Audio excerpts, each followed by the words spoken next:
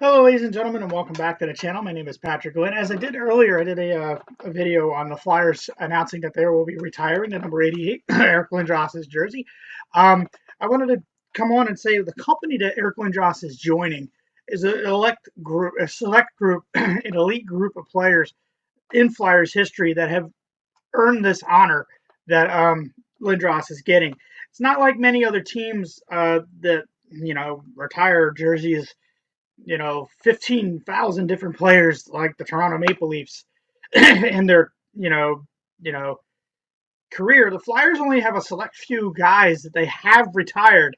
And that's why this, honor is so special for a Philadelphia Flyers player who has played with the organization. It doesn't happen often. Ed Snyder, before he passed away, had always said that if you made the Hall of Fame, your number goes into the rafters. And I think that's a good precedent of why, certain, why certain teams should do that. I feel that, if you do make the Hall of Fame, I feel that your number should be retired. I feel that every team should do that. Most teams do, but other teams just retire, because they've had a great player and they really didn't have that much success. But what makes the Flyers it's just a select group, and I'm going to go through who's in whose numbers are retired for the Flyers at this moment in time. There's one case that's special that who is not in the Hall of Fame, and I'll get to that when I get to that person. So let's start off with let's go in alphabetical numerical order here. The number one for the Philadelphia Flyers is retired, and that belongs to Bernie Parent. Bernie Parent, greatest goaltender in Flyers history, hands down. Won them both their cups in '74 and '75. I believe he has over. I think he has exactly 50 shutouts in his career. So Bernie Parent is arguably one of the greatest goaltenders of all time.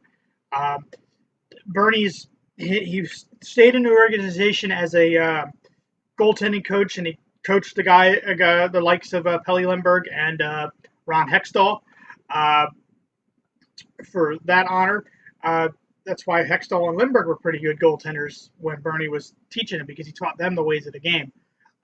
Second guy on the list, who Bernie Parent was also in the Hall of Fame. Second guy on the list, number two, Mark Howe. Mark Howe was just recently, few years ago, inducted into the Hockey Hall of Fame. What can you say about the Howe last name? His father, Gordy, arguably one of the greatest players, if not the greatest player, next to Gretzky. Um, that's just my personal opinion. I feel Gretzky is the greatest player of all time. Mark Howe was a fantastic defenseman. Uh, he led the league in plus minus one year, back in the 80s when plus minus actually counted for something. But Mark Howe, showed the longevity like his father, who played well into I believe, into his late 40s, early 50s. Mark Howe played into the NHL for the longest time. Um, Mark Howe was a great defenseman, and he had a lethal wrist shot from the point. He was a key figure for the Flyers' success in the 80s, and that those two cup final runs that they made in the 85 and 87. You paired him with Brad McCrimmon. You had a fantastic defensive core. Once again, like I said, you paired him with the late Brad McCrimmon. Great defensive core. Now we get to the one where it's a special case. The Flyers have they retired number four for Barry Ashby. Now Barry Ashby was a defenseman back for the Flyers back in the '60s and I believe he was part of the original team, but back in the '70s. And what had wound up happening with Barry Ashby is he wound up getting leukemia, and unfortunately he passed away. Well, but for a certain case that it was tragic to the Flyers family that had happened. I believe he died of leukemia, and what morphed out of that was the Flyers Fight for Lives Carnival that the Flyers have done ever since Barry Ashby's passing. All the proceeds from that carnival go to the research for leukemia. The Flyers' wives run it. It's the carnival. It's the Fight for Life's carnival. It's been going on since the mid '70s, since Barry Ashby passed away. It's a fantastic event. For those who are Philadelphia fans, know what I'm talking about. They auction off items. They let you shoot on the goaltender. They let you, the Stanley Cup's there sometimes, but you can get autographs and play games, and you can dunk players in a dunk tank. But that's what Barry Ashby was a special case for why they retired his number, was because of and unfortunately passing away from leukemia. Uh, Once again, Barry Ashby, you will be missed, and that's why his number is retired. Moving on down the list, number 7, Bill Barber. Bill Barber is a Hall of Famer. Uh, key part to the Cup run in 74 and 75. I believe he scored I think he scored 50 goals one time. But Bill Barber was a hard-nosed player. A lot of people didn't like him, but Bill Barber was a former Flyers coach. He stayed in the Flyers system. He was the head coach of the Philadelphia Phantoms when they won the Calder Cup in 1998. Now the Lehigh Valley Phantoms. But Bill Barber is the next guy who's retired. He's made the Hockey Hall of Fame. So he was part of that big line in '75 with Clark and Leach, but the LCB line, Leach, Clark, and Barber. Arguably the greatest line in Flyers history. So yeah, that's that. I believe let's see, Durant, Howe, Ashby, Barber. Who am I missing? Oh yeah, the greatest Flyer of all time, Bobby Clark. Bobby Clark is the greatest Flyer of all time. He was the captain of the 74 and 75 Stanley Cup teams. He is arguably the greatest Flyer of all time. He scored over 1,000 points. He was a 3-time MVP in the in the league. He was a tough-nosed, gritty center. The reason we had Dave Schultz was, everybody wants to argue about the Wall Street Bullies, how they just beat their way to people. Well, you also have to have talent on that team. And Bobby Clark was, he could be nasty when he wanted to. Just ask the Soviets in the '72 Summit Series. But Bobby Clark, his number was retired. He's number 16. Nobody will ever wear that number again. He's the greatest Flyer of all time. And as a player, now as a general manager, he had his ups and downs. The way he handled the Lindros situation was totally absurd.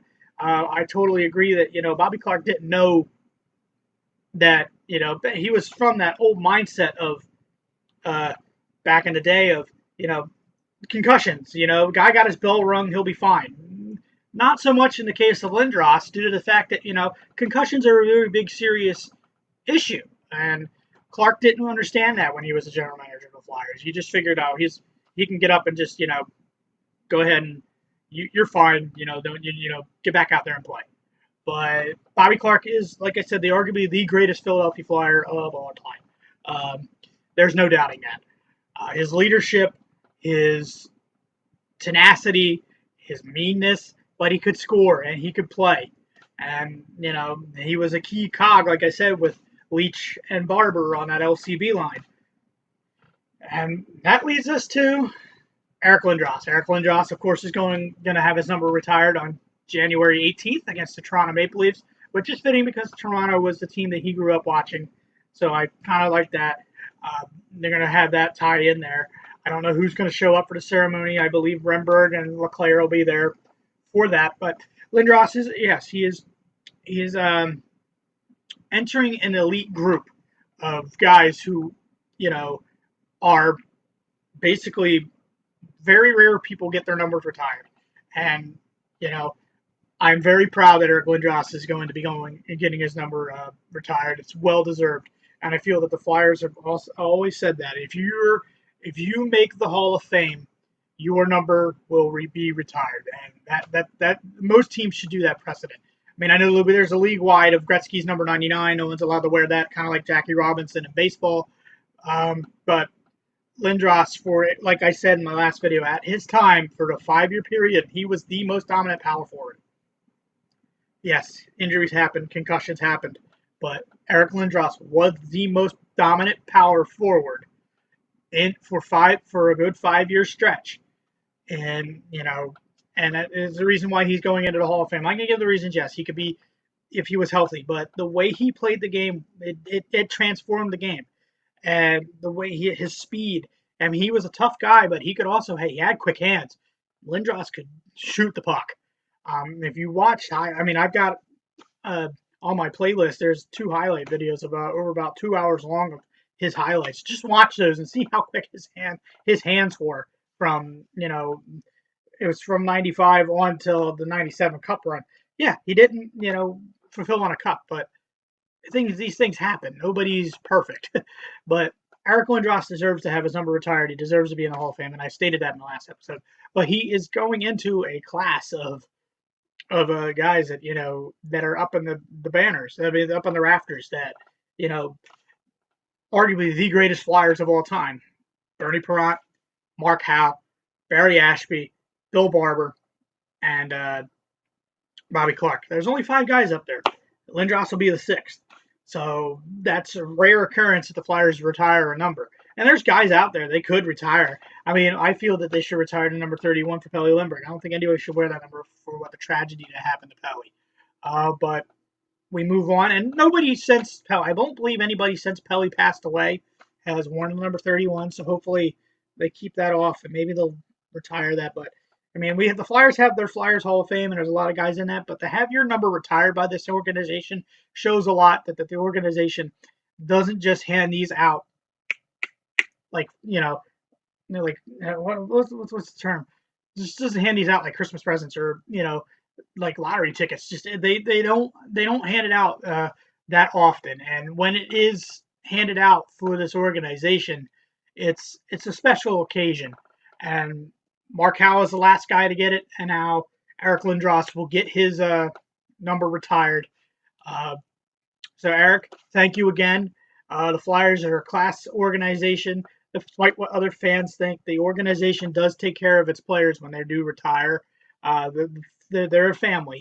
I know other organizations do that too, but Eric Lindros deserves to get his number retired, and it's well deserved. And I said that in my last video, but like I said, he's only joining a select few group of people that are going into the Hall of Fame. So, Eric, once again, thank you. I know you probably will never see this, but thank you for your hard work and your hustle for those 5-year periods and making me fall in love with the game of hockey. If it wasn't for you, I would never have really fallen in love with the game. It's a beautiful sport, and as one of the Flyers Hall of Famers, Bernie Perrant would always say, it's a beautiful thing that the sport of hockey is. It is a very beautiful thing. The grace and the speed and the power and it's just the finesse of the game. It's a wonderful, beautiful sport. If you ever sat down just to take a minute to just sit down and just watch 5 minutes, especially during playoff time, that the speed that the game is, it is a beautiful game. Depending on no matter who you root for, if you are a fan of hockey, you can sit down on a Wednesday night and watch Pittsburgh and Boston play. Or you could sit down and watch St. Louis and Detroit play, or Edmonton and Calgary, because the game is such a beautiful game. It's like Bernie Perrant has said, it's a beautiful thing. Like, subscribe, comment in the comment section below, share this video. I will be back sometime soon to wrap up my retrospective series on the 87 finals, and then we'll be getting into the Flyers season preview. And as the late, great Flyers announcer Gene Hart would always say, my friends, good night and good hockey.